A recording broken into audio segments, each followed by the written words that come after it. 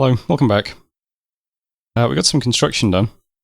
I changed targets slightly, but I'll talk about that in a moment. 2 portents. These are both Therados. Therados has cast the boat, and also Earthblood Deepwell, which is a shame. Yeah, they're doing pretty well, huh? They've also got Gift of Health up still. We caught lots of slaves. This would be a good turning point in our blood economy, if not for the fact that we got attacked in 5 places by Therados this turn. But you know, it was nice to have at least one decent turn of blood hunting. So let's see. It's probably easier as usual if I just look at the map rather than go through these individually. But first I'll do the events. Private property. This is over by Niflheim, getting hit by Illwinter, strangely. And then in Pantocrator's Legacy also getting hit by Illwinter. So yeah, I think we are still going to get attacked by Nifl. The below then got hit by a plague, which is, I think, just a random event. It still has misfortune skills. Some gems in private property, lost some dominion in the White Waste, and got a barbarian site in White Peaks. The White Waste event, an omen was seen that spoke of the decline of several close-ups of myself. Yeah, possibly. Let's look at the map and then I'll go through the battle reports. So we lost the coast. Therados has put up the boat as well, of course, which is Goshiba Armada. This is buffed in JBBM. So this will also start hitting coasts as well. So it might be a bit hard to hold them anyway. But yeah, we lost Sewage Outlet, we've lost the cave over here in Mun, Wrecked Earth, Port Strong, and Suspicious Harbour. Of these, Suspicious Harbour was the good province. That was 8k. The rest of the stuff, not hugely valuable, except maybe... No, this is no gems. This is no gems. None that I've found. This was a 9 income province. 17. I think this was 0. Port Strong was a little bit, I think maybe 30. And this was like 80. So, lost a lot of provinces, but didn't really lose too much in terms of value in the territory. Yeah. You still have the Nifl stacks here. They haven't moved, but yeah, we got hit by Illwinter in these two. So, let's see. So Port Strong and Suspicious Harbour over here. Port Strong is Amelia. And Suspicious Harbour is, yeah. This is a big group of ghosts. But this is just led by one commander. And this is just led by one commander as well. So I'll just watch one of them. This kind of looks like that. These units are interesting. They're undead. And they're ethereal. They also float. So they're a bit tough to deal with our units, because we're going to have trouble hitting ethereal units. On the other hand, they have pretty low morale, generally. They're not like mindless undead or anything. 13 MR, 12 morale. There's a 10 morale. So they're pretty vulnerable to fear effects, weirdly. Although not agony, because agony doesn't work on undead, which is frustrating. Weird one.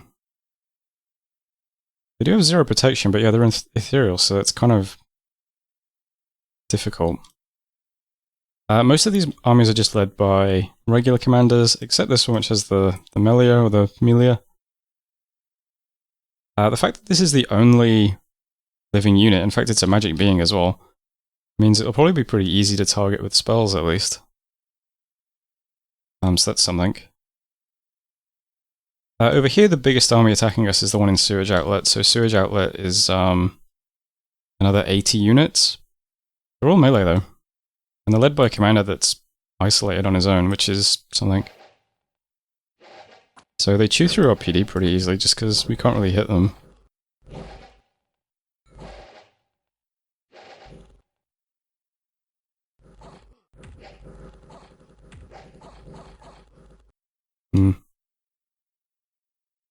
Mun is smaller, it's just 40 units.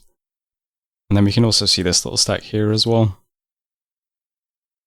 So rough start, but we'll do what we can. So first of all, up here, well, I'll talk about research before I forget actually. So I'll change the research target slightly.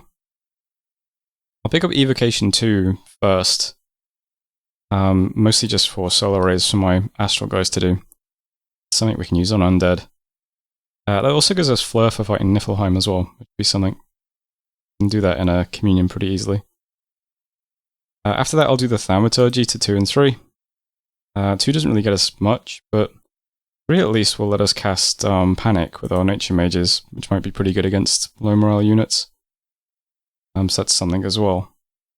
After that, I'll just go back to the usual targets. We're almost at Construction 6, which will let us forge a lot of boosters, which we could turn our Moon Priest into horror throwers.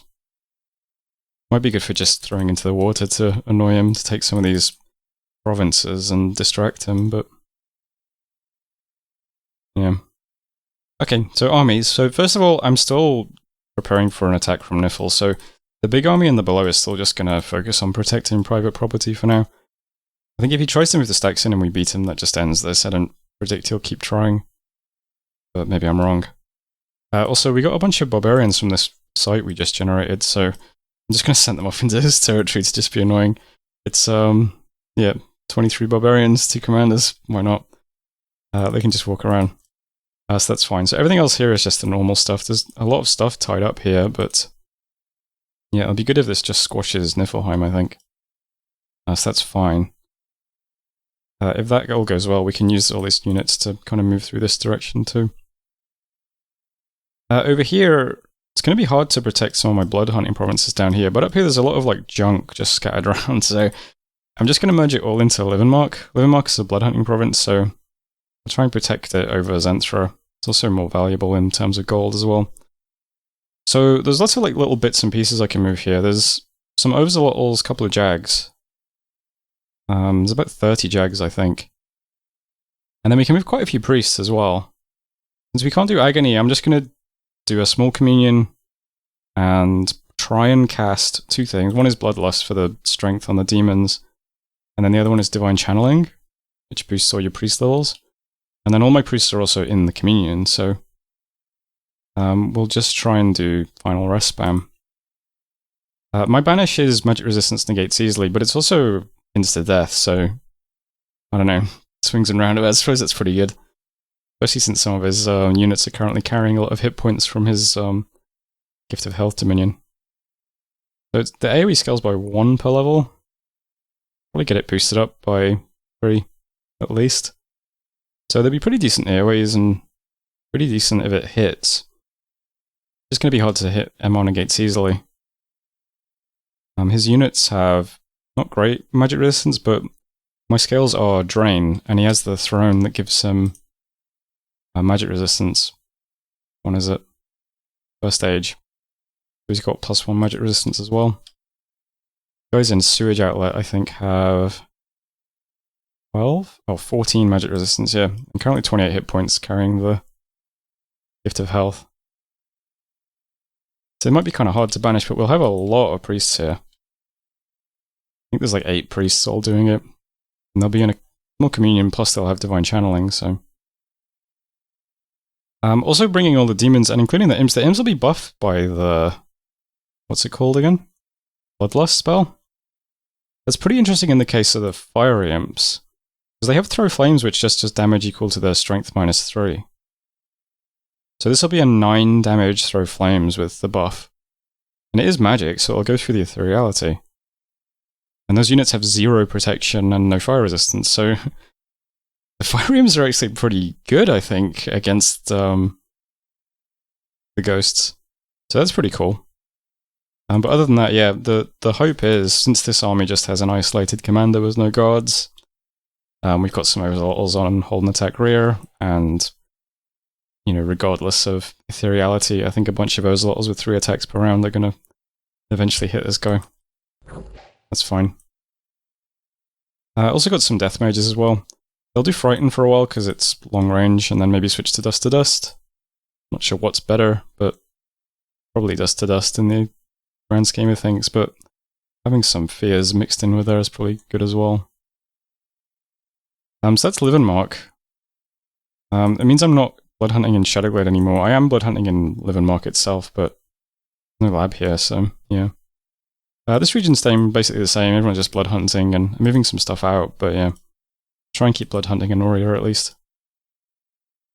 This army could go somewhere. I'm going to move all these 2 blood hunting provinces just into this throne for now.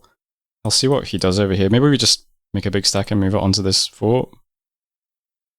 Or maybe we just start patrolling with everything next turn, I'm not sure. See how this develops.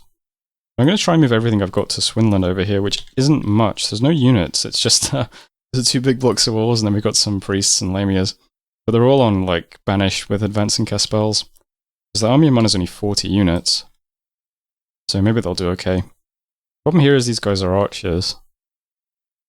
So they might just start hammering all my mages with arrows, which would be unfortunate. But yeah, I'll do what I can. I'm not doing any recruitment this turn except for an 8-3 priest in my cap. So I've bid on 2 mercenary companies. Only the quick spears and Baroque though. Baroque's just militia. And quick spears are spears. So we'll try and get those in Swinland as well. And I've got the guys here doing some summons. We'll get 3 beast bets and 3 Ozolotls in this province. Also casting Killer Mantis. Gives you 5 mantises. Another change in JBBM is that the mantises still have magic weapons for claws, like they used to. So something, I suppose. And those are the movements, so we're just expecting a fight with Niffle here. Moving the barbs to raid. Trying to defend Livenmark if he moves up, but there's no guarantee he will move up. I mean, he has quite a few places he could move to, including my cap. And try and defend Swinland, but again, there's no guarantee he's even going to move there. And that's it for the turn. So that was turn 43. Thanks for watching, and I'll see you next turn. Hello, welcome back. A messenger has arrived from Therados. If you fear for your coasts, Therados' ghostly arms are open and willing to shelter your coasts for you. Oh nice. A little bit of research done, level 285.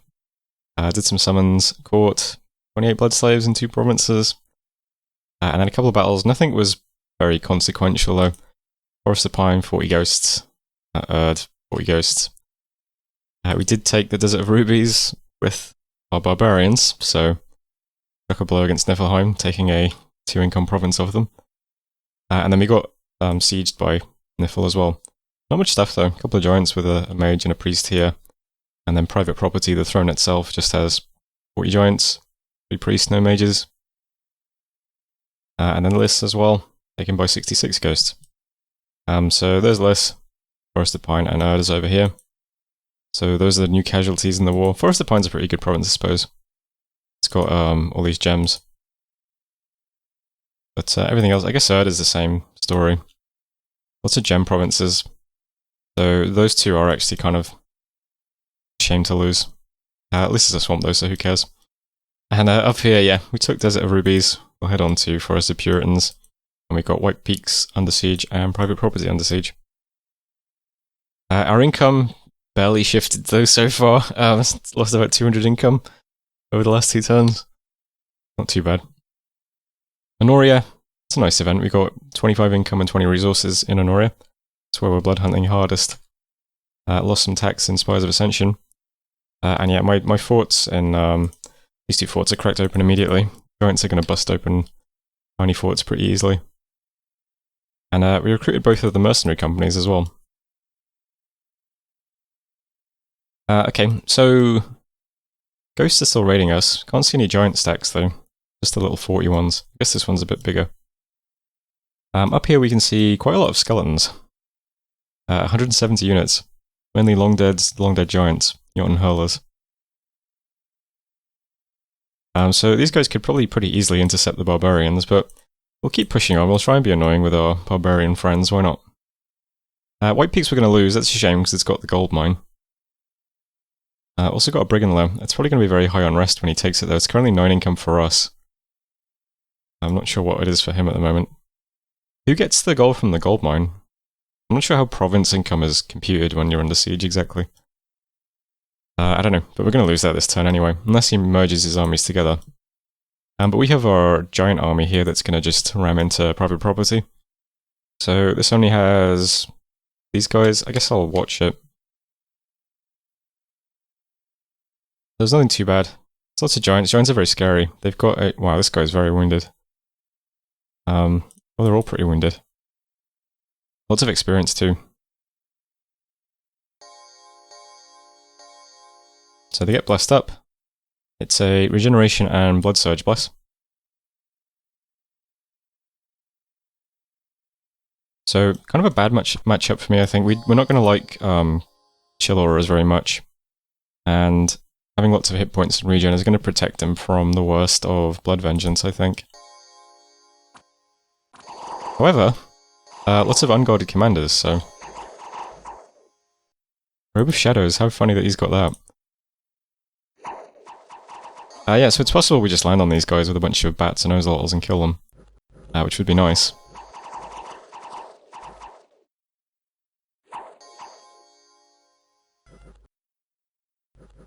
They make pretty short work of province events though. So just to remind you, here's all the stuff. Well, we're actually breaking siege as well, so here's all the stuff. We have lots and lots and lots of units, and quite a lot of flying units as well that are very powerful. We have a big communion that's doing agonies. We should have a bloodlust going off as well, yep. So our army's pretty frightening, but yeah, Niffle Giants are also pretty frightening. So I'm not sure how this is going to go exactly. We have got Cold 1 here, so I'm not sure if that's going to make much difference. But I guess we'll see. I really want to keep this throne though, because it's going to be bumping our growth everywhere. And it'd be nice to take this back as well for the 100 gold. So my hope is that we just convincingly beat these two armies and then Niffle leaves us alone, but I'm not sure if it's going to work out that way. But if it goes well, it frees up a lot of these units to come and help out versus Therados. If it goes poorly, then, I guess we'll reevaluate. Honoria was still blunt, and it looks like this is still kind of safe. I'm not sure if these guys are just going to go through the water. I don't know if they're going to annoy Olmo or not. They could do that, though. I'm not sure. But for now, Honoria is just still getting blood hunted, so that's fine.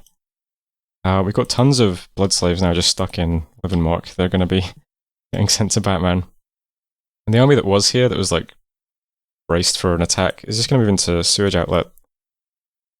There's probably a giant stack here, and I know he has giant stacks here, probably stuff here.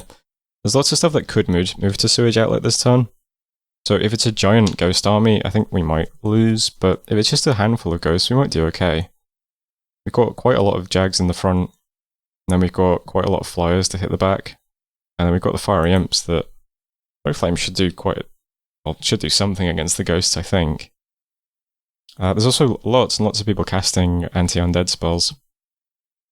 So it might be okay, I don't know. But I'd like to control this point, because it lets us move straight to here if we need to. And yeah, I'm going to move on to the Port of Respecting Women this turn. All the stuff currently in this fort. So again, it's a similar sort of thing. It's lots of communion slaves just doing big banishes and stuff, with lots of sacred units. I'm not sure how effective it's going to be against ghosts, but I really just want to threaten this fort. I don't actually want to take it, although it'd be nice to take it. I just want to attract attention away from my provinces that he's raiding. Army in this province is just going to sit here, because there's two people that could attack it, so I don't want to move out of it. So we've got some defenders here. We've been summoning stuff. Here's the mantises with the magic claws in JBBM. We've also got a couple of sacreds now. I'm going to keep doing beast bats and mantises. And I'm going to start doing fiery imps as well. So we'll start summoning fiery imps here. I'll just try to keep some blood slaves. And everything else is just going to try and dodge the ghost raiders and keep blood hunting. So we can probably blood hunt Evergreen and keep blood hunting Shadowglade and Leavenmark for the time being. So I'll move stuff back into those provinces when we can.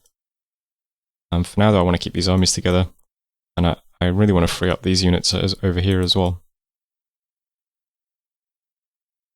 So that's how things look at the moment. Research 285. We get Thaumaturgy next turn and then a bit closer to construction. That's something, I suppose. Still not doing much recruitment though. I'm recruiting some slings and the H3 in my cap, but that's all. Slings are just to give me some siege defense really, just in case a fort goes under siege. But the other thing is that we could like get Enchantment 4 and pick up Flaming Arrows. And, you know, hundreds and hundreds of slingers with Flaming Arrows will probably be pretty good against ghosts, right? That's my assumption. I might detour into enchantment. Maybe before construction, actually. Depends, though. We need to actually have slingers first, is the thing. We don't actually have anyone with ranged attacks until we recruit them, so I don't know. That's how things look, though. It's turn 44. 14 commanders doing nothing? Oh, there's some stuff waiting in Panto. We'll start blood hunting here next as well when we can. Scouts, yeah, just hiding scouts. Waiting commanders. Yeah, a lot of these guys are just sitting here with just, well, this guy's moving, but a lot of guys just have the patrollers waiting so we can safely blood hunt again. Yeah, that's fine. So that was turn whatever I said. Thanks for watching, and I'll see you next time. Hello, welcome back. A messenger arrived from Hinnom. Wow, check it out, it's Hinnom's super cool last stand. Imagine if you could support Hinnom with things like gold, gems, and magic items. That would make you just as cool as Hinnom. Help a giant out, folks, please. Isn't Hinnom the player that sent me like 50 fire gems a couple of turns ago? Maybe maybe they shouldn't have done that. Research the thaumaturgy's done. I don't know if it's stupid or not to just get the enchantment 4 first, but I feel like we don't actually have anything to put flaming arrows on, so I guess anti-magic would be useful. Alright, I'll try and get the enchantment first, I think. Bit silly to switch after you put research into it, but oh well. We'll give it a shot. Did some summons, caught 26 blood slaves. Couple of battles then. First up, we moved on to the fort in the Port of Respecting Women. Just some province defense. Apparently Therados gets normal province defense on forts.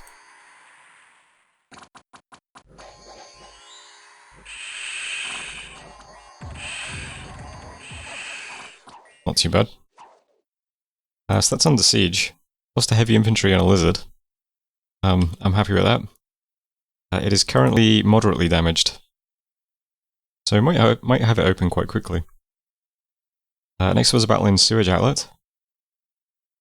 So nothing moved here, just some monkeys. This is really frustrating though, because one of the monkeys actually gets lucky and insta-gibs one of my high priests. So we lose a high priest in this battle, even though it takes like 2 turns. It's really frustrating, but yeah.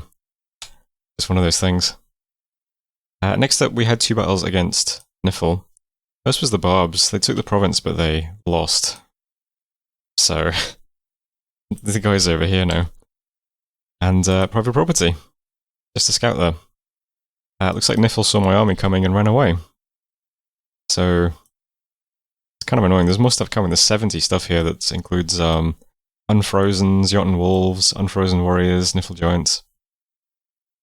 Yeah, so he might just be lumbering around while he brings more stuff over to try it, but yeah. And Therados moved into the below, which is the cave. It's about 50 ghosts. There's that.